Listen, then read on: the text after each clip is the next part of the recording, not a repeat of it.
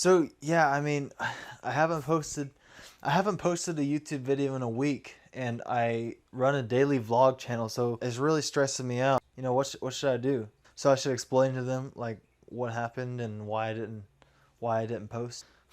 Okay, yeah, I guess I should do that. They want the best of me now, best of me now, best of me now.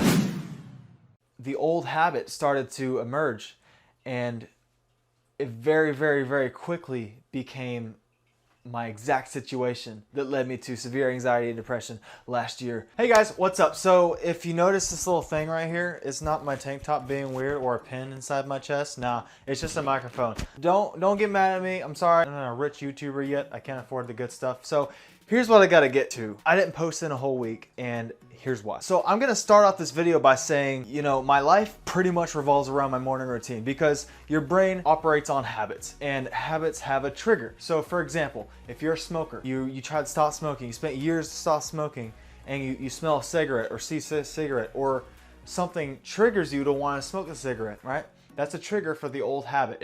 Your brain responds to the trigger by wanting to follow through with the old habit. They're always there. Keep that in mind for this video. So my life revolves around my morning routine, and it's from a book called Miracle Morning, right? And it's got 6 letters, SAVERS, aka SAVERS. Now, SAVERS stands for silence, affirmations, visualization, exercise, reading, and scribing. Silence is meditation, and scribing is journaling. So I do that every morning. It takes an hour. I spend 10 minutes on each one.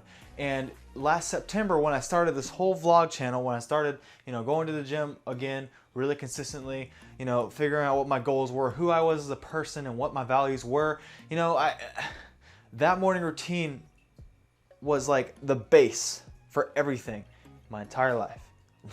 But it allowed me to be happy. It allowed me to create new habits. Remember the habits I told you about. So my old habits were back when I was really anxious and very depressed. You know, my habit was every morning I'd stay in bed until late as possible and watch videos on my phone. Play on my phone, social media, whatever. I knew it wasn't good for me, but I did it anyway because it was the easy thing to do. Okay? At night, I did the same thing. I was up all night until I had to go to bed because I had class the next morning or something that I was probably going to skip anyway because I was too tired. So this morning routine stepped in and changed that whole habit, the whole system. It made me go to bed at 11 o'clock, get exactly 7.5 hours of sleep, wake up, put an hour into my brain, you know, my habits and everything, and slowly but surely, the antidepressants I didn't need anymore because I wasn't anxious and I wasn't depressed anymore. It was awesome, like it was life-changing, and I had a new habit. The morning routine's my new way of coping with anxiety and depression. Last weekend I was dirt biking, and basically I decided I'm gonna push my limits. I'm super good. I'm gonna jump super far. So I jumped really far. I'm going fast too. And instead of landing like this, nice and smooth on the down ramp, I land on the up ramp. I go and basically get flung off the bike. So I'm holding on for dear life, you know, trying my best. Freaking out at the moment. You know how a million thoughts run through your head every time like something crazy happens, like you're going in a car crash or a motorcycle crash or a bike, whatever. That was me, you know, my dirt bike. I'm flying off, and then when I land, the back end goes and it launches me off, and I'm trying to hold on as tight as I can, but I'm hitting the throttle at the same time. So the bike's going forward, I'm going back. My legs, my feet are being drugged on the dirt and gravel. And basically my legs are rotating this way, my body's rotating this way, and it was just a mess. So as I'm going down, and here's things start to crack, and I'm just hoping I don't break anything, because if I broke, you know, a leg, like a femur, which is what it felt like was going to happen, or even worse, my spine, which cracked, freaked me out, I'd be out for a year, you know. So I finally stopped tumbling. And I'm just sitting there. I wiggle my toes. I'm like, okay, I'm not paralyzed. That's good. Move my back a little bit. I'm good. No bone damage as far as I could tell, right? So 20 minutes go by. I'm sitting down. My dad's over here. My brother's over there. We're just chilling, you know, talking about the crash or whatever.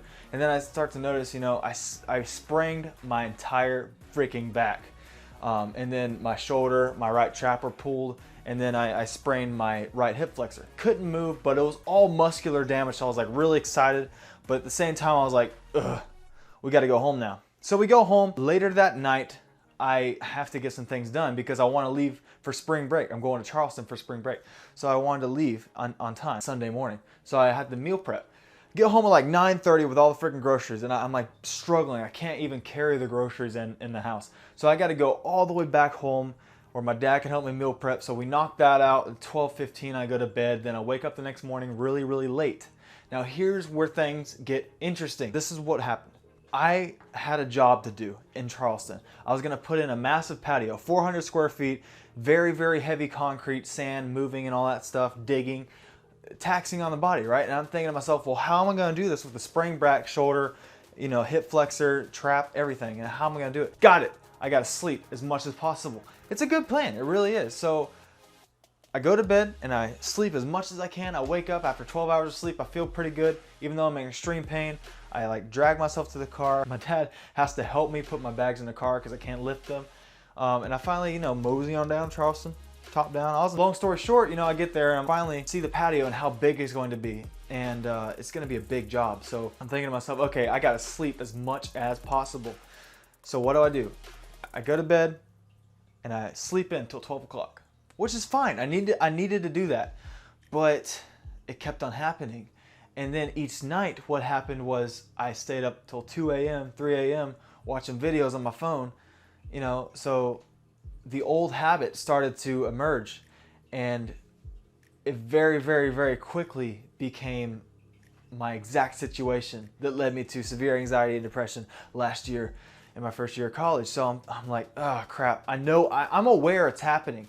But at this point, I'm so invested into this habit. I'm like, whatever, screw it. I'll wait till the end of the week. So what do? I wait till the end of the week. I do finish the patio job. I do heal, but at the same time, my mental state is like, so I'm way down there. And this was yesterday. I was on my way back, driving home, and I had to make a decision to either go home and spend time with my family or come here to the apartments. And it felt like, this is how anxious I was. It felt like I was deciding to live in Great Britain for the rest of my life or spend the rest of my life here. That's ridiculous, but that's how I felt. I finally snapped out of it when I got home and I got to work. I did everything I needed to do. I got some sleep. And this morning I woke up at 7:30, did my morning routine. Imagine this. You have a river, right? One river flowing, and it has two paths it can diverge on, right? And since this is path A and this is path B. Path A was the old habit, right? The old habit went this way, and the new habit, path A, doing morning routine and keeping your goals in mind, staying focused, goes this way.